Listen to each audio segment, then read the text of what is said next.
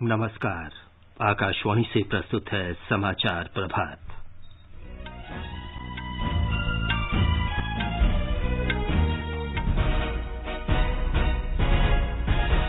प्रधानमंत्री नरेंद्र मोदी ने कोरोना महामारी से लड़ाई में राजनीति से ऊपर उठकर केंद्र और राज्यों के बीच सहयोग पर जोर दिया। देश में अब तक 41 करोड़ 52 लाख कोविड टीके लगाए गए। प्रधानमंत्री मुद्रा योजना के तहत 15,97,000 करोड़ रुपए के 30 करोड़ ऋण स्वीकृत किए गए।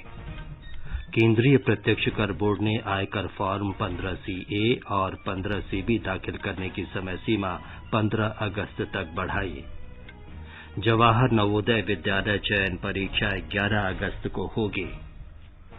मौसम विभाग ने महाराष्ट्र के पुणे, रायगढ़, रत्नागिरी, कोल्हापुर और सतारा जिलों में अगले 3 दिन तक अत्यधिक वर्षा की चेतावनी दी। मुंबई में ऑरेंज अलर्ट जारी। देश भर में आज ईद उल अजहा मनाया जा रहा है और कोलंबो में भारत ने श्रीलंका को दूसरे एक दिवसीय क्रिकेट मैच में 3 विकेट से हराकर श्रृंखला में 2-0 की अजेय बढ़त बनाई।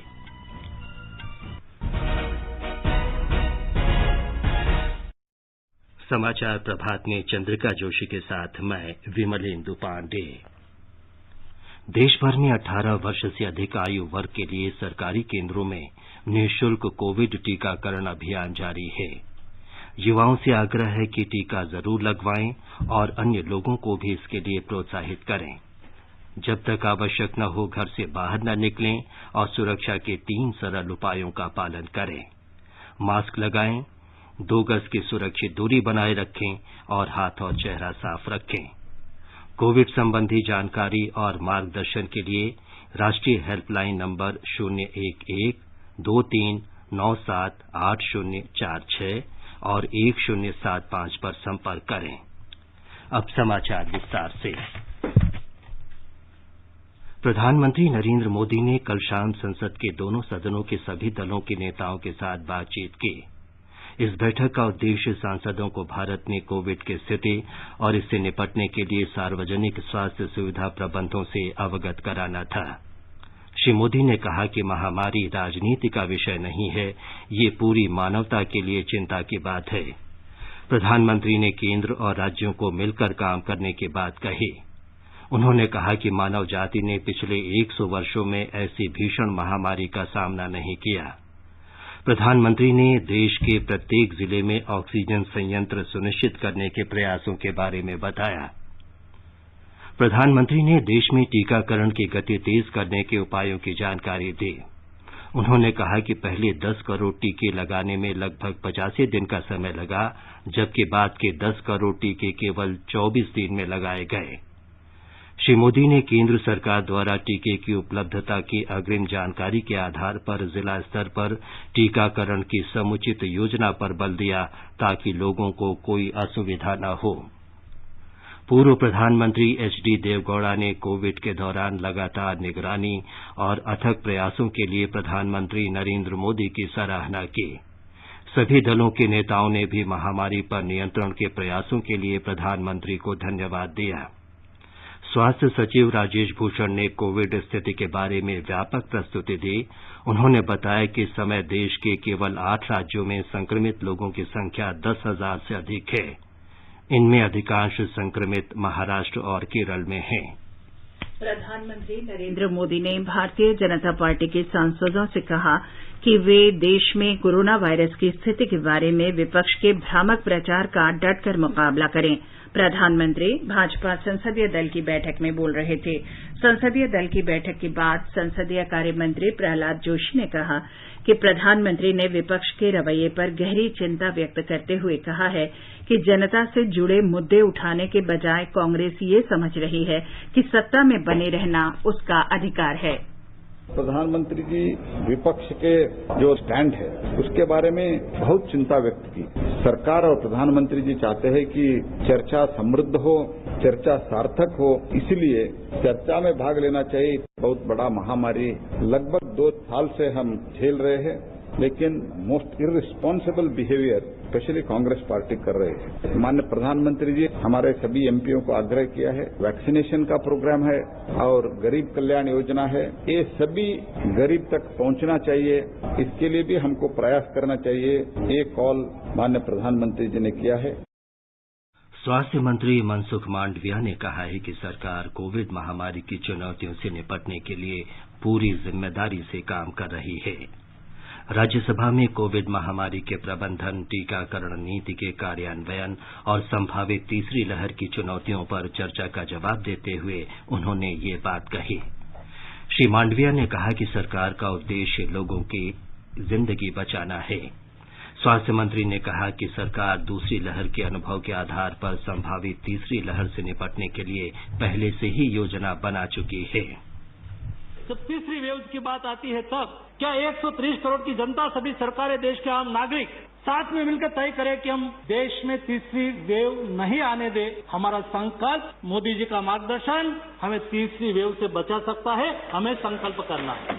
और इसलिए माननीय सभापति जी, प्रधानमंत्री जी ने ये बात को स्वीकारते हुए 20 बार राज्यों से बातचीत की है, मीटिंग की है, उसका सुझाव लिया है और सुझाव के आधार पर जो निकला है, इस तरह से एक क्राइसिस का सामना किया है। इस तरह से सुझाव में जब मुख्यमंत्री लेवल से कोई विषय रखा जाता है तो मोदी जी ने विषय को गंभीरता से लिया है। स्वास्थ्य मंत्री ने कोविड से होने वाली मृत्यु से संबंधित आंकड़ों के बारे में विपक्ष के आरोपों का जवाब दिया।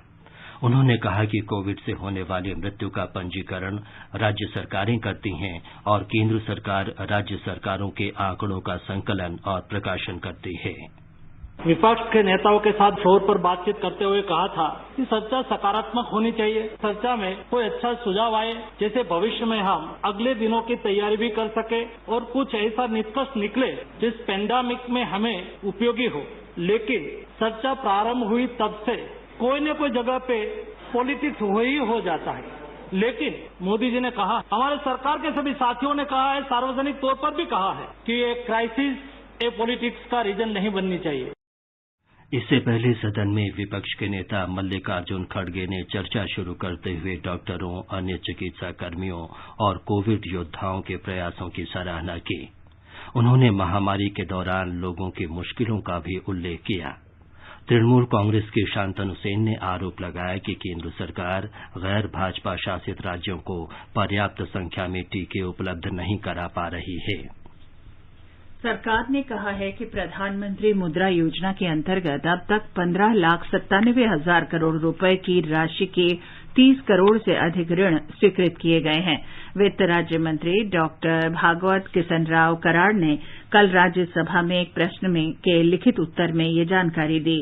उन्होंने कहा कि वित्त वर्ष 2019-20 और 2020-21 के दौरान देश भर में 11 करोड़ 29 लाख से अधिक ऋण मंजूर किए गए, जिनमें 6,41,000 करोड़ रुपए वितरित किए गए। अप्रैल 2015 में आरंभ हुई इस योजना के अंतर्गत सूक्ष्म और लघु व्यवसाय के लिए 10 लाख रुपए तक का संस्थागत ऋण दिया जाता है। डॉक्टर कराड़ ने कहा कि एक सर्वेक्षण के अनुसार प्रधानमंत्री मुद्रा योजना से 2015 से 2018 के दौरान रोजगार के 1 करोड़ से अधिक अवसर उत्पन्न करने में मदद मिली है। पेगासस जासूसी मामले सहित कई अन्य मुद्दों को लेकर कल लगातार दूसरे दिन भी संसद के दोनों सदनों में हंगामा हुआ। विपक्ष के गतिरोध के कारण लोकसभा की कार्यवाही कई बार बाधित हुई और आखिरकार दिन भर के लिए स्थगित कर दी गई। राज्यसभा की कार्यवाही भी बार बार बाधित होती रही। केंद्रीय प्रत्यक्ष कर बोर्ड सीबीडीटी ने आयकर फॉर्म 15C-A और 15C-B की ई-फाइलिंग के लिए अंतिम तिथि बढ़ाकर 15 अगस्त कर दी है। अधिकृत डीलरों के पास भी अगले महीने की 15 तारीख तक ये फॉर्म जमा कराए जा सकते हैं। सीबीडीटी ने कहा कि अधिकृत डीलरों से विदेश में भेजी गई राशि के संबंध में ये फॉर्म लेने को कहा गया है। दस्तावेज पहचान संख्या DIN सृजित करने के लिए नए ई-फाइलिंग पोर्टल पर फॉर्म अपलोड करने की सुविधा बाद में उपलब्ध कराई जाएगी। आयकर अधिनियम 1961 के अनुसार 15C-A और 15C-B फॉर्म इलेक्ट्रॉनिक रूप से जमा कराए जाने हैं। देश भर में अभी तक 41 करोड़ 52 लाख से अधिक कोविड टीके लगाए जा चुके हैं। स्वास्थ्य मंत्रालय ने बताया है कि कल 31,79,000 से अधिक कोविड टीके लगाए गए। कोविड टीकाकरण के तीसरे चरण में 18 से 44 वर्ष के आयु समूह में देश भर में कुल मिलाकर 12 करोड़ 92 लाख लोगों को पहली डोज दी जा चुकी है, जबकि 52 लाख से अधिक लोगों को दूसरा टीका लगाया गया। सरकार ने कहा है कि देश की लगभग 40 करोड़ जनसंख्या अब भी कोविड से असुरक्षित है। भारतीय आयुर्विज्ञान अनुसंधान परिषद आईसीएमआर के महानिदेशक डॉक्टर बलराम भार्गव ने बताया कि चौथे चरण का राष्ट्रीय सीरो सर्वेक्षण 70 जिलों में जून-जुलाई में कराया गया था। चौथे चरण के इस सर्वेक्षण में 6 से 17 वर्ष के बच्चों को शामिल किया गया। The survey design was slightly different from the earlier sero surveys in the sense that we have included children in the sero survey from 6 to 17 years of age, as well as adults, the general population, which is 28,975 individuals. We also studied the healthcare workers, which were 7,252 individuals, and this was done in the same 70 districts as the first survey, second survey, and the third survey in 21 states. Doctor Bhargava ने बताया कि सर्वेक्षण में पाया गया कि देश की 67% से अधिक आबादी में एंटीबॉडी पाई गई हैं। उन्होंने बताया कि 6 से 17 वर्ष तक की आयु के आधे से अधिक बच्चों में एंटीबॉडी पाई गई हैं। नीति आयोग के सदस्य डॉक्टर वीके पॉल ने कहा है कि कोविड महामारी अभी खत्म नहीं हुई है और दूसरी लहर अभी जारी है।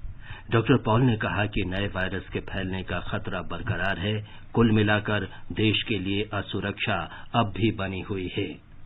यदि वेरिएंट ऑफ कंसर्न नहीं इमर्ज होता है और हम लोग की वैक्सीनेशन का दर चलता रहता है तेजी से, तो फिर हम लोग को कोशिश करनी है कि तीसरी वेव नहीं आए। ये एक फैसला है और एक संकल्प है, और दूसरा संकल्प साथ साथ ये है कि इतना सब कुछ ये चीजें जो बार बार कही जा रही हैं वो हम कलेक्टिवली करें। Covid appropriate behaviour, rising vaccination coverage, tracing, tracking, testing, ये सब अच्छी तरह से कंटेनमेंट जोन, ये सब हम करेंगे तो ये भी बहुत संभव है कि थर्ड वेव जैसी कोई चीज नहीं आएगी। तो दोनों ही ट्रैक पे हमें मेहनत करनी है और संकल्प लेना है।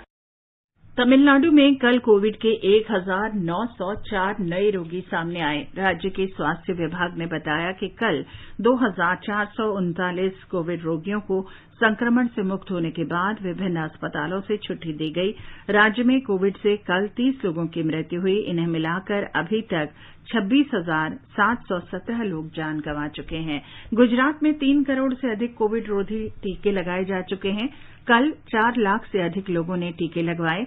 राज्य के स्वास्थ्य विभाग ने बताया कि 18 से 44 वर्ष आयु वर्ग के लोगों को 98,42,000 से अधिक डोज लगाई जा चुकी हैं।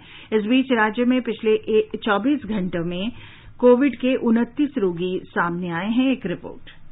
राज्य में कोविड के कारण कल एक भी मौत दर्ज नहीं हुई, जबकि 61 मरीजों को इलाज के बाद छुट्टी दे दी गई। इसके साथ ही राज्य में कोविड से ठीक होने की दर 98.73 हुई है। वर्तमान में राज्य में कोविड के 411 सक्रिय मामले हैं। इस बीच राज्य में कल से 60% क्षमता के साथ स्विमिंग पूल और वाटर पार्क फिर से खुले गए हैं, जबकि 100% क्षमता के साथ नॉन एसी और 75% क्षमता के साथ एसी बसों को संचालन करने की अनुमति दे दी गई है। अपर्णा कुंड, आकाशवाणी समाचार, अहमदाबाद। छत्तीसगढ़ सरकार ने राज्य में कोरोना संक्रमण की स्थिति में सुधार को देखते हुए स्कूल और कॉलेजों में कक्षाएं फिर शुरू करने का फैसला किया है। ब्यौरा हमारे संवाददाता से। राज्य मंत्रिमंडल की कल हुई बैठक में यह तय किया गया है कि स्कूलों में 10वीं और 12वीं की कक्षाएं 2 अगस्त से शुरू हो जाएंगी। कक्षाओं का संचालन विद्यार्थियों की 50% उपस्थिति के साथ किया जाएगा। शहरी क्षेत्रों में स्कूलों के संचालन का निर्णय स्थानीय पार्षद और पालकों की सहमति से, तो वहीं ग्रामीण क्षेत्रों में ग्राम पंचायतें पालकों से परामर्श के बाद स्कूलों के संचालन का निर्णय लेंगी। इसके साथ ही विश्वविद्यालयों और महाविद्यालयों में भी शैक्षणिक सत्र 2021-22 के लिए 2 अगस्त से भौतिक रूप से शिक्षण कार्य शुरू हो जाएगा। कक्षाओं का संचालन विद्यार्थियों की 50% उपस्थिति के साथ होगा। विद्यार्थी बारी बारी से एक दिन छोड़कर कक्षाओं में उपस्थित होंगे। मंत्रिमंडल ने निर्णय लिया है कि राज्य के मेडिकल, इंजीनियरिंग और पॉलिटेक्निक कॉलेज भी चरणबद्ध ढंग से खोले जाएंगे। प्रदेश में आंगनबाड़ियों का संचालन भी 26 जुलाई से 2 पालियों में शुरू किया जाएगा। विकल्प शुक्ला, आकाशवाणी समाचार, रायपुर। आगे बढ़ने से पहले एक नजर मुख्य समाचारों पर। प्रधानमंत्री नरेंद्र मोदी ने कोरोना महामारी से लड़ाई में राजनीति से ऊपर उठकर केंद्र और राज्यों के बीच सहयोग पर जोर दिया। देश में अब तक 41 करोड़ 52 लाख कोविड टीके लगाए गए।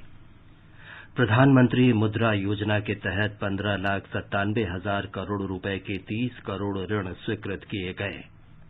केंद्रीय प्रत्यक्ष कर बोर्ड ने आयकर फॉर्म 15CA और 15CB दाखिल करने की समय सीमा 15 अगस्त तक बढ़ाई।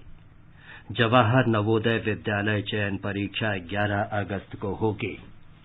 मौसम विभाग ने महाराष्ट्र के पुणे, रायगढ़, रत्नागिरी, कोल्हापुर और सतारा जिलों में अगले 3 दिन तक अत्यधिक वर्षा की चेतावनी दी। मुंबई में ऑरेंज अलर्ट जारी। देश भर में आज ईद उल अजहा मनाया जा रहा है और कोलंबो में भारत ने श्रीलंका को दूसरे एक दिवसीय क्रिकेट मैच में 3 विकेट से हराकर श्रृंखला में 2-0 की अजेय बढ़त बनाई। जवाहर नवोदय विद्यालय की इस वर्ष की चयन परीक्षा कोविड मानकों के अनुपालन के साथ 11 अगस्त को आयोजित की जाएगी। शिक्षा मंत्रालय ने ट्वीट में कहा कि 47,000 से अधिक विद्यार्थियों के चयन के लिए लगभग 11,000 से अधिक केंद्रों पर ये परीक्षा आयोजित की जाएगी। परीक्षा के लिए 24 लाख से अधिक उम्मीदवारों ने पंजीकरण करवाया है। इसमें सभी राज्यों और केंद्र शासित प्रदेशों के जवाहर नवोदय विद्यालयों में वर्ष 2021-22 सत्र के लिए कक्षा 6 में प्रवेश के लिए चयन होगा। दुनिया भर से भारत के युवा और महत्वाकांक्षी लेखकों के लिए प्रधानमंत्री मेंटरशिप योजना के अंतर्गत माईगॉव प्लेटफॉर्म ऑनलाइन प्रतियोगिता आयोजित कर रहा है। 4 जून से शुरू हुई ये प्रतियोगिता इस महीने की 31 तारीख तक खुली है। विजेता की घोषणा 15 अगस्त को की जाएगी। यूनेस्को ने मध्य प्रदेश के ग्वालियर और ओरछा शहरों को ऐतिहासिक शहरी भू परिदृश्य परियोजना के लिए चुना है। ये परियोजना वर्ष 2011 में शुरू की गई थी, जिसके अंतर्गत ऐतिहासिक शहरों की संस्कृति और धरोहर को संरक्षित रखते हुए उनका समग्र और योजनाबद्ध विकास किया जाता है।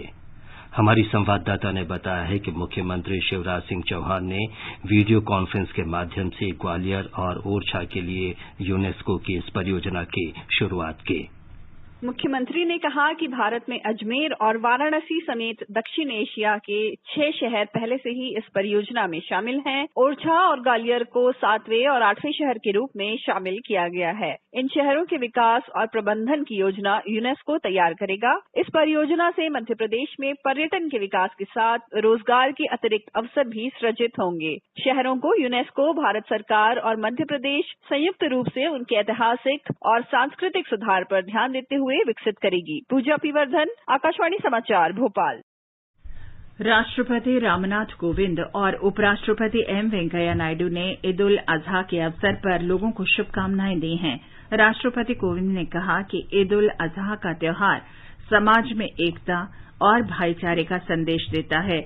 उपराष्ट्रपति एम वेंकैया नायडू ने कहा कि बलिदान का त्योहार ईद उल अजहा ईश्वर के प्रति सर्वोच्च समर्पण का प्रतीक है। देशभर में आज ईद उल अजहा का पर्व श्रद्धापूर्वक मनाया जा रहा है। उत्तर प्रदेश में ईद उल अजहा के अवसर पर व्यापक प्रबंध किए गए हैं। ब्यौरा हमारे संवाददाता से।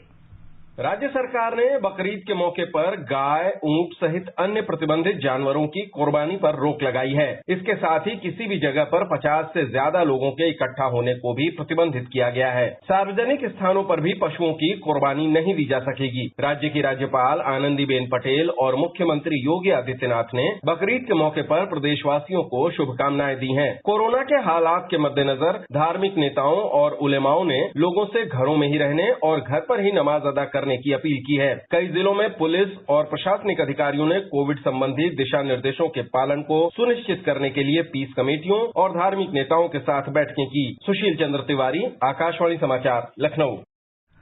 मुंबई की एक अदालत ने कारोबारी राज कुंद्रा को अश्लील फिल्में बनाने और उन्हें कुछ ऐप पर शेयर करने के कथित मामले में 23 जुलाई तक पुलिस हिरासत में भेज दिया है। फिल्म अभिनेत्री शिल्पा शेट्टी के पति राज कुंद्रा को सोमवार रात मुंबई पुलिस ने गिरफ्तार किया था। कुंद्रा के अलावा पुलिस ने एक और आरोपी रायन थोरपे को अदालत में पेश किया। उसे भी 23 जुलाई तक पुलिस हिरासत में भेजा गया है। भारत ब्रॉडबैंड नेटवर्क लिमिटेड ने 16 राज्यों में भारत नेट के विस्तार के लिए सार्वजनिक निजी भागीदारी मॉडल में वैश्विक निविदा आमंत्रित की है। सरकार इसके लिए 19,041 करोड़ रुपए का अधिकतम अनुदान उपलब्ध कराएगी। संचार मंत्रालय ने बताया है कि भारत नेट का विस्तार अब देश के लगभग 6,43,000 गांवों तक किया गया है। सूचना और प्रसारण मंत्रालय में संयुक्त सचिव विक्रम सहाय ने कहा है कि ओटीटी प्लेटफॉर्म और डिजिटल समाचार प्रकाशन के लिए डिजिटल मीडिया नीति संहिता आम लोगों को ध्यान में रखकर बनाई गई है। इसमें शिकायत निवारण तंत्र को स्थापित किया गया है। श्री सहाय डिजिटल मीडिया नीति संहिता पर वेबिनार को संबोधित कर रहे थे। संयुक्त सचिव ने डिजिटल मीडिया नीति संहिता के विभिन्न पक्षों को स्पष्ट करते हुए संक्षिप्त प्रस्तुति दी। केंद्र शासित प्रदेश जम्मू कश्मीर में कल श्रीनगर में उपराज्यपाल मनोज सिन्हा ने 44 डिजिटल ग्राम केंद्रों का उद्घाटन किया। प्रदेश में पंचायतें डिजिटल माध्यम से जुड़ सकेंगी और लोक सेवाएं बेहतर होंगी। उपराज्यपाल ने अधिकारियों को ये सुनिश्चित करने के निर्देश दिए कि सरकारी योजनाओं का लाभ निचले स्तर तक पंचायत सदस्यों और ग्रामीण निवासियों तक पहुंच सके। कोलंबो में कल दूसरे एक दिवसीय क्रिकेट मैच में भारत ने श्रीलंका को 3 विकेट से हराकर 3 मैचों की श्रृंखला में 2-0 की अजेय बढ़त ले ली है। रोमांचक मुकाबले में भारत ने 276 रन का लक्ष्य 5 गेंद शेष रहते हासिल कर लिया। श्रृंखला का तीसरा और अंतिम मैच शुक्रवार को कोलंबो में ही खेला जाएगा। टोक्यो ओलंपिक खेलों के शुरू होने में अब मात्र 2 दिन रह गए हैं। आकाशवाणी से जारी विशेष श्रृंखला में आज बात करते हैं भारत के युवा निशानेबाज दिव्यांश सिंह पवार के बारे में। 10 मीटर एयर राइफल के निशानेबाज दिव्यांश का जन्म राजस्थान के जयपुर में 19 अक्टूबर 2002 को हुआ। दिव्यांश ने 2018 में जर्मनी में जूनियर विश्व कप में एलावेनिल विलरिवन के साथ मिलकर 10 metre air rifle mixed team स्पर्धा में स्वर्ण पदक जीता। 2018 में ही उन्होंने जूनियर विश्व चैंपियनशिप में श्रेया अग्रवाल के साथ जोड़ी बनाकर कांस्य पदक हासिल किया। वर्ष 2019 में जूनियर स्पर्धाओं तथा चयन स्पर्धाओं में लगातार अच्छे प्रदर्शन से उन्होंने रवि कुमार, अर्जुन बबूता और हृदय हजारिका को पीछे छोड़कर सीनियर भारतीय टीम में जगह बनाई। 2019 में ही चीन में विश्व कप फाइनल्स में उन्होंने 10 मीटर एयर राइफल में स्वर्ण पदक जीतकर इतिहास रच दिया। ये स्वर्ण पदक जीतने के बाद दिव्यांश 10 मीटर एयर राइफल में दुनिया के शीर्ष निशानेबाज तो बने, साथ ही साथ वो टोक्यो ओलंपिक्स में पदक के प्रबल दावेदार भी हो गए हैं। हिमांशु कांडपाल, आकाशवाणी समाचार, दिल्ली। टोक्यो ओलंपिक में खिलाड़ियों का उत्साह बढ़ाने के लिए चीयर फॉर इंडिया अभियान के तहत देश भर से शुभकामना संदेश आ रहे हैं। भारतीय हॉकी टीम के पूर्व कप्तान और ओलंपियन जफर इकबाल ने आकाशवाणी समाचार के माध्यम से शुभकामनाएं दी हैं। मैं आकाशवाणी समाचार के द्वारा सभी लोगों को बताना चाहता हूं कि हिंदुस्तान की टीम जा रही है और सब लोग दुआएं करें और सपोर्ट करें हमारे एथलीट्स को, और मेरी बहुत बेस्ट विशेज है उनके साथ। और मैं यही कहूंगा सिर्फ एथलीट से कि डू देयर बेस्ट। चूके ना निशाना, लक्ष्य तेरा सामने है, जीत के है आना। आकाशवाणी समाचार अपने प्रतिदिन प्रसारित होने वाले कार्यक्रम स्पोर्ट्स स्कैन में आपके लिए लेकर आया है ओलंपिक क्विज आकाशवाणी समाचार के साथ। इसमें हिस्सा लेने के लिए आपको स्पोर्ट्स स्कैन कार्यक्रम के दौरान ओलंपिक पर पूछे गए प्रश्न का जवाब देना है। आप अपने जवाब ईमेल कर सकते हैं। पता है airsportscan@gmail.com। विजेता का चुनाव ईमेल के द्वारा सबसे पहले मिलने वाले सही जवाब से होगा। क्विज के विजेता का नाम अगले दिन प्रसारित होने वाले स्पोर्ट्स स्कैन कार्यक्रम और हमारे समाचार बुलेटिन्स में घोषित किया जाएगा। साथ ही हमारे Twitter handle @AIR News Alerts पर भी फ्लैश होगा। इतना ही नहीं, विजेता को भारतीय ओलंपिक टीम की एक जर्सी भी दी जाएगी। तो देर किस बात की, सुनिए स्पोर्ट्स कैन कार्यक्रम रोजाना शाम 7:20 पर FM गोल्ड 100.1 मेगाहर्ट्ज और हमारे YouTube channel news on AIR official पर। चूके ना निशाना, लक्ष्य तेरा सामने है, जीत के है आना। मौसम विभाग ने महाराष्ट्र के 5 जिलों के लिए रेड अलर्ट जारी किया है। रायगढ़, पुणे, रत्नागिरी, कोल्हापुर और सतारा जिलों में आज और कल अत्यधिक वर्षा का अनुमान व्यक्त किया गया है। मौसम विभाग ने मुंबई के लिए आज से अगले 2 दिन तक अधिक वर्षा का अनुमान व्यक्त करते हुए ऑरेंज अलर्ट जारी किया है। ये समाचार हमारी वेबसाइट newsonair.gov.in/hindi पर भी उपलब्ध हैं।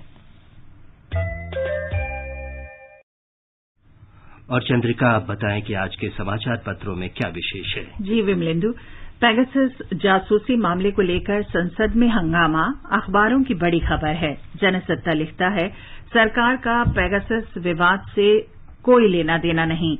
विपक्षी दलों ने सुप्रीम कोर्ट के न्यायाधीश से जांच कराने की मांग की। उधर प्रधानमंत्री का सर्वदलीय बैठक पर अमर उजाला का शीर्षक है, कोरोना में राजनीति से ऊपर उठकर करें काम। लोक सत्य लिखता है, प्रधानमंत्री ने विपक्ष के रवैये पर चिंता व्यक्त की। भारतीय आयुर्विज्ञान अनुसंधान परिषद ICMR का सेरो सर्वेक्षण अखबारों की दूसरी बड़ी खबर है। राजस्थान पत्रिका का शीर्षक है, 67% भारतीयों में एंटीबॉडी, 40 करोड़ आबादी पर अब भी खतरा। 21 राज्यों के 70 जिलों में सर्वे। चौथे सेरो सर्वेक्षण के बाद ICMR ने कहा, वैक्सीन की दोनों डोज लेने के बाद ही यात्रा करें। नवभारत टाइम्स की सुर्खी है, छोटे बच्चों में कोविड का खतरा कम, पहले खोले जा सकते हैं प्राइमरी स्कूल।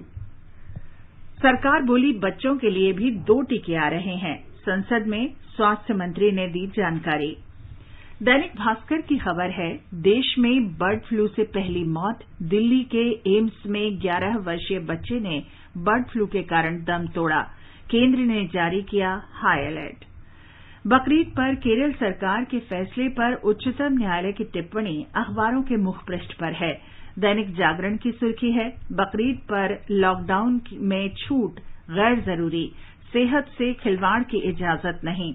व्यापारियों की धमकी के आगे झुक गई थी केरल सरकार।